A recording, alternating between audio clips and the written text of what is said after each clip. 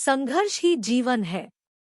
जो मुस्कुरा रहा है उसे दर्द ने पाला होगा, जो चल रहा है उसके पाँव में छाला होगा। बिना संघर्ष के इंसान चमक नहीं सकता, जो जलेगा उसी दिए में उजाला होगा।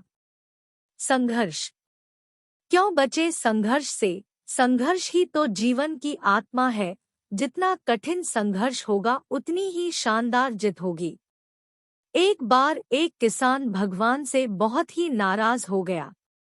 किसान बहुत मेहनती था, बहुत मेहनत से वह खेतों में अनाज उगाता, उसकी देखभाल करता, पर अक्सर उसकी फसल खराब हो जाती।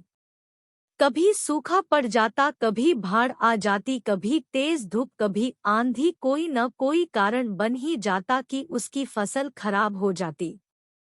एक दिन वह किसान गुस्से में आसमान की ओर देखकर भगवान से कहा, है ईश्वर, आपको लोग सर्वज्ञता मानते हैं कि आप सब जानते हैं, कहते हैं कि आपके इच्छा के बिना एक भी पत्ता नहीं हिलता, पर मुझे तो लगता है कि आप छोटी सी छोटी बात भी नहीं जानते। आपको तो ये भी नहीं पता कि खेतीबाड़ी कैसे करते हैं। अगर आप जानते होते तो हर समय जो बाढ़, आंधी और तूफान आते हैं वो कभी नहीं आते। आप नहीं जानते कि कितना नुकसान उठाना पड़ता है हम किसानों को। यदि आप मेरे हाथ में यह शक्ति दे दे कि जैसा मैं चाहूँ वैसा मैं मौसम कर दूं, फिर आप देखना मैं अन्न के भंडार लगा दूंगा। भगवान इस किसान के तीखे वाक्य सुनकर मुस्कुरा रहे थे और वह किसान के सामने प्रकट होकर बोले, मैं आज से तुझे यह शक्ति देता हूँ कि तुम अपनी खेतों पर तुम्हारी जैसी इच्छा ही तुम वैसा मौसम कर दोगे। मैं बिल्कुल भी दखल नहीं दूंगा, तुम्हारी इच्छा से सब कुछ होगा। किसान बहुत खुश हो गया। किसान ने गेहूं की फसल अपनी खेतों में बोई। जब उसे लगा कि खेतों को धूप चाहिए तो खेतों को धूप मिले, जब पानी बरसना चाहिए तभी पानी बरसा। आंधी, तूफान, बाढ़ कुछ भी उसने अपने खेतों पर आने नहीं दिया। किसान के खेत में इस वर्ष ऐसी फसल हुई जैसी कभी नहीं हुई थी। हरी भरी लहलहाती फसल, मन ही मन वह बहुत खुश हो गया और सोचने लगा, अब सबूत के साथ दिखाऊंगा भगवान को कि इसे कहते हैं शक्ति का सही उपयोग। मेरी सफलता देखकर उन्हें अपनी नियम जरूर बदलने पड़ेंगे। कुछ दिन गुजरे, फसल कटने को तैयार हो गए।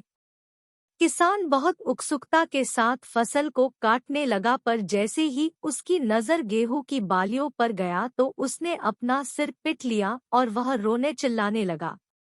गेहूं की एक भी बाली के अंदर गेहूं का दाना नहीं था, सारी बालियां अंदर से खाली थी।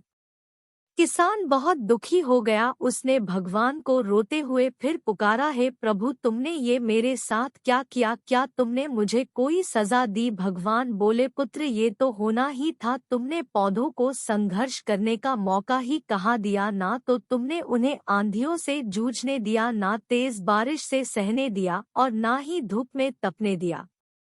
एक भी चुनौती का सामना तुमने उन्हें नहीं करने दिया, इसीलिए सारे पौधे अंदर से खोखले रह गए। जब आंधी, तूफान, तेज बारिश और धूप पड़ती है तभी ये पौधा अपने अस्तित्व को बचाने के लिए संघर्ष करते हैं, और इसी संघर्ष से एक बल पैदा होता है जिसमें शक्ति होती है, ऊर्जा होती है। और यही ऊर्जा पूर्ति तेरे गेहूं के दानों की तरह जो नहीं फूटी, तूने उन्हें कठिन परिस्थितियों से गुजरने ही नहीं दिया जहां उनके अस्तित्व का जन्म होता। सारे बालियां इसीलिए खाली है, इसमें एक भी गेहूं का दाना इसलिए नहीं है क्योंकि तुमने अपने पौधों को संघर्ष कराया ही नहीं। याद रखिए, स्वर्ण में सवर्णीय आभा तभी आती है जब वह आग में तपने, गलने और हथौड़े से पीटने जैसे संघर्षों से गुजरता है। कोयले का टुकड़ा हीरा तभी बनता है जब वह उच्च दाब और उच्च ताप की मुश्किल परिस्थितियों से गुजरता है। इसी तरह यदि हमारी जिंदगी में कोई संघर्ष ही ना हो, कोई चुनौती ही ना हो, तो हम भी गेहूं की विपरीत परिस्थितियां, चुनौतियां, समस्याएं हमें और अधिक निखारती है। यदि जीवन में कठिन परिस्थितियां और चुनौतियां आए तो घबराना मत, बल्कि सामना करना। विश्वास करना कि आप और अधिक निखर जाओगे और अधिक मजबूत बन जाओगे। किसी ने कितना सही कहा है, जिंदगी जीना आसान नहीं होता, बिना संघर्ष कोई महान नहीं होता। जब तक ना पड़े हथौड़े की चोट तब तक पत्थर भी भगवान नहीं होता। बालियों की तरह खोखले रह जाएंगे, कोई अस्तित्व नहीं होगा हमारा।